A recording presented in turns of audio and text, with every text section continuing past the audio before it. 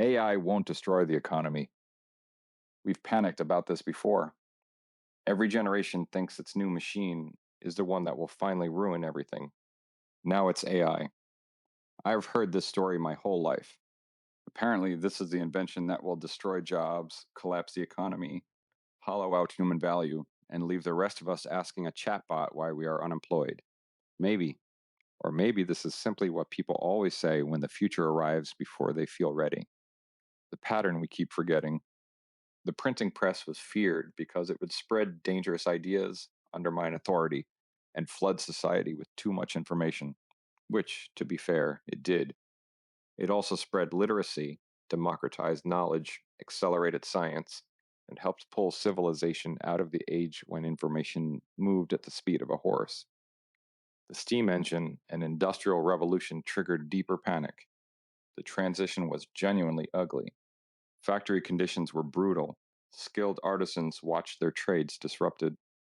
The Luddites smashed machines not through sport, but because change hurts when you are living through it.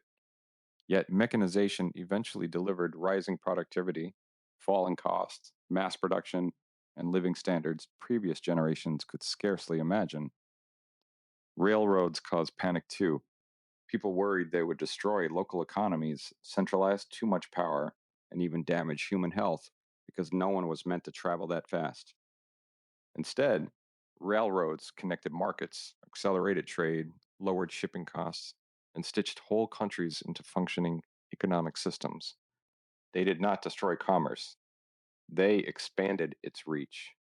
Electricity brought its own fears: more machines, fewer laborers, too much upheaval, too much dependence on something invisible and poorly understood. Yet electricity gave us refrigeration, modern hospitals, safer homes, cleaner factories, longer productive hours, and cities that no longer shut down when the sun went down. It would be hard to call this a net negative unless you are deeply attached to the old ways. The automobile destroyed entire categories of work tied to horses. That part was real. Blacksmiths, carriage makers, stable hands, and all kinds of related trades saw the world shift under their feet. But the car also created massive new industries: manufacturing, roads, logistics, repair, insurance, tourism, suburban development, emergency services. It did not eliminate work, it relocated it. It changed where economic value lived. The telephone was supposed to weaken real human contact. Instead, it expanded human connection and allowed business to move at the speed of conversation rather than correspondence. Computers were going to replace office workers. They did change office work dramatically, but they also created software, IT, digital publishing, cybersecurity, e commerce, and entire professional categories that would have sounded like science fiction in 1975. Then the internet arrived, and everyone lost their minds again. It was going to kill retail, kill journalism, kill attention spans, kill privacy, and possibly kill civilization itself. To be fair, it has done some damage in a few of those departments, but it also created global markets, remote work, online education, telemedicine, instant communication, and new industries large enough to employ millions of people. Even the ATM, one of the best examples, was supposed to wipe out bank tellers. Instead, it lowered the cost of operating branches, banks opened more locations, and teller jobs evolved toward customer service and relationship management. The machine did not kill the role, it changed the role. That is the consistent pattern. Transformative technology does not usually end the economy, it rewrites the job description. Some roles vanish. That is true. Some people get hurt in the transition. That is also true. Not everyone retrains at the same speed. Not every town absorbs disruption equally. The fear feels personal when your own industry is the one being rearranged. But long term, the pattern has been remarkably consistent. Productivity rises, costs fall, access expands, new industries emerge, human beings adapt, complain, improvise, and then eventually pretend they were never worried in the first place.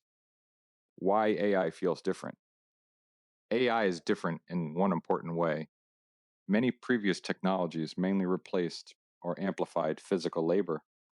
AI reaches into cognitive work too. It can write, summarize, analyze, code, classify, recommend, detect, translate, and automate routine mental tasks. This trespasses onto terrain we thought belonged only to humans. That feels eerie. The nervousness is understandable. Nervous is not the same as doomed. AI is far more likely to do what every major general purpose technology has done before it.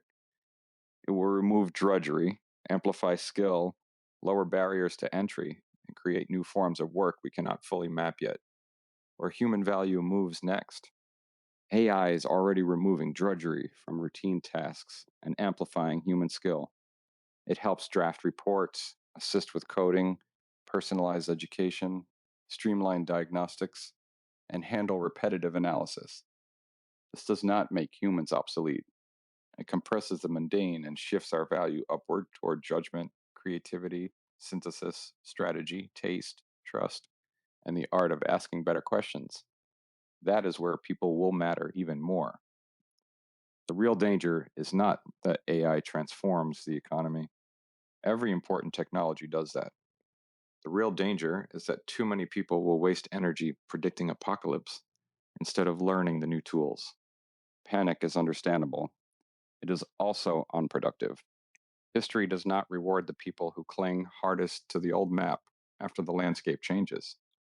It rewards the people who learn the new terrain fastest. So, no, AI probably will not destroy the economy. It will disrupt it. It will unsettle people. It will force adaptation. It will create winners and losers in the short term, as every major technological shift has done. But destroy the economy? That is Bubby Mace's. We have run this experiment before. The future belongs less to the people who panic first and more to the people who learn fastest. What do you think? Are you experimenting with AI tools already or still watching from the sidelines? I would love to hear your thoughts in the comments. If you enjoy my writing, support me by buying my book, Screaming into the Void, available on paperback or Kindle on Amazon.com.